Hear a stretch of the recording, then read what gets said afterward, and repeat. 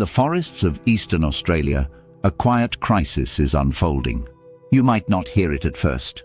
There's no siren, no alarm, just a soft rustle of eucalyptus leaves, the call of a distant bird, and the eerie silence where koalas used to thrive. Once these tree-dwelling marsupials were a symbol of abundance. They moved slowly, but lived securely in a world built for them. Canopies of eucalyptus, fresh leaves for food, thick branches for shelter. But today, the koala's world is collapsing. Koalas are now listed as endangered in parts of Australia, not because of one single event, but because of a perfect storm of threats that has been building over decades. At the heart of the crisis is habitat loss. Koalas depend almost entirely on eucalyptus forests. They're picky eaters, feeding only on specific eucalyptus species, and they need vast areas to roam, mate, and thrive. When those trees are cut down, koalas have nowhere to go. Urban expansion, agriculture, and mining operations have eaten away at their territory like a creeping tide. What's left are fragmented pockets of forest, surrounded by roads, homes, and cleared land. Koalas aren't made for this new landscape. They're slow-moving and solitary. When forced to travel on the ground, they become vulnerable to dog attacks, collisions with cars, and extreme weather. One wrong turn can mean death. Climate change is turning up the heat, literally. Australia has always faced hot summers, but now record-breaking heat waves and prolonged droughts are becoming the norm. Eucalyptus leaves lose moisture and nutrition in high heat, forcing koalas to climb down in search of water.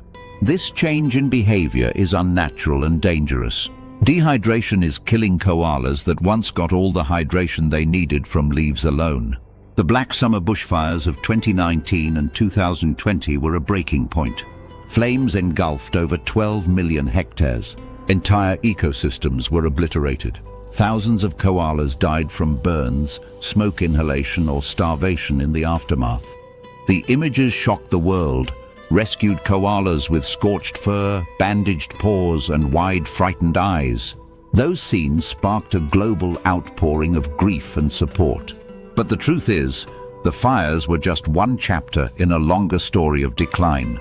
And the other invisible threat is disease. A cruel twist of biology is hitting koalas just as they struggle to survive. Chlamydia, a bacterial infection, has taken hold in wild koala populations. It's not the same strain found in humans, but its effects are devastating. It causes infertility, blindness, internal cysts, and in severe cases, a painful death. Infected mothers often pass it to their joeys, creating a cycle of sickness that spans generations. The disease weakens already stressed populations. Koalas that might have survived habitat loss or heat waves now face a new battle from within. It's a fight on multiple fronts, and they're losing. But this is not the end of the story. There are scientists, wildlife carers, and conservationists who refuse to give up on the koala, and they're making progress. Across Australia, habitat restoration is underway. Native trees are being planted, forests reconnected, and damaged areas brought back to life. These rewilding efforts give koalas more than just land. They offer a future. Wildlife corridors are key. These green highways allow koalas to safely move between isolated patches of forest.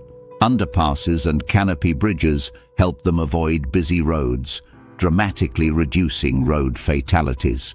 In the lab, scientists are fighting back against disease. A vaccine for koala chlamydia has shown promising results. In clinical trials, vaccinated koalas have stronger immunity and better chances of breeding successfully.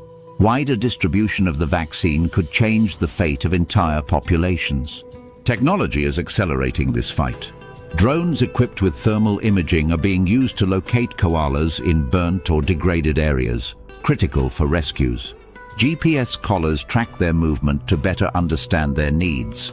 And artificial intelligence is helping map habitat changes and model the best strategies for conservation. Koalas may be slow, but our response can't be. It's not just science driving the change, it's people. Volunteers across Australia are joining tree planting events. Communities are lobbying against overdevelopment. Even children are raising money to support koala hospitals. Donations help fund rescue missions, medical care, and research. Adoption programs offer symbolic ways for the public to connect with the cause. And education is turning concern into lasting commitment. It's not too late to save them. There's power in individual actions. Supporting sustainably sourced products can reduce pressure on native forests. Advocating for stronger environmental protections helps push legislation forward. Even spreading awareness, like you're doing by watching this, fuels a larger movement. Koalas are not just cute animals on postcards. They're a keystone species. Their presence reflects the health of the forest. When koalas disappear, it's a red flag that ecosystems are failing. But when we protect koalas, we protect everything connected to them. Birds, insects, trees, and even the air we breathe. Their survival is our survival. We live in a time where human impact reaches every corner of the earth. But that also means we have the power to decide what kind of future we want. Koalas have been here for over 25 million years. They've survived ice ages, predators, and natural disasters. What they may not survive is us unless we choose differently. Every tree planted is a promise. Every rescued joey is a heartbeat of hope. Every law passed in their favor is a chance to rewrite the story. The sound of a koala's call is not loud. It's a guttural bellow, deep and startling. But it reminds us that even the quiet ones have a voice. They're calling now not for sympathy but for action.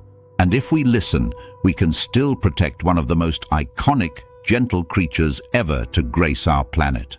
Their future is not yet written. But with enough courage, care, and commitment, we can help it be one worth living. Let the story of the koala be one of resilience, not regret. Because in saving them, we just might save ourselves too.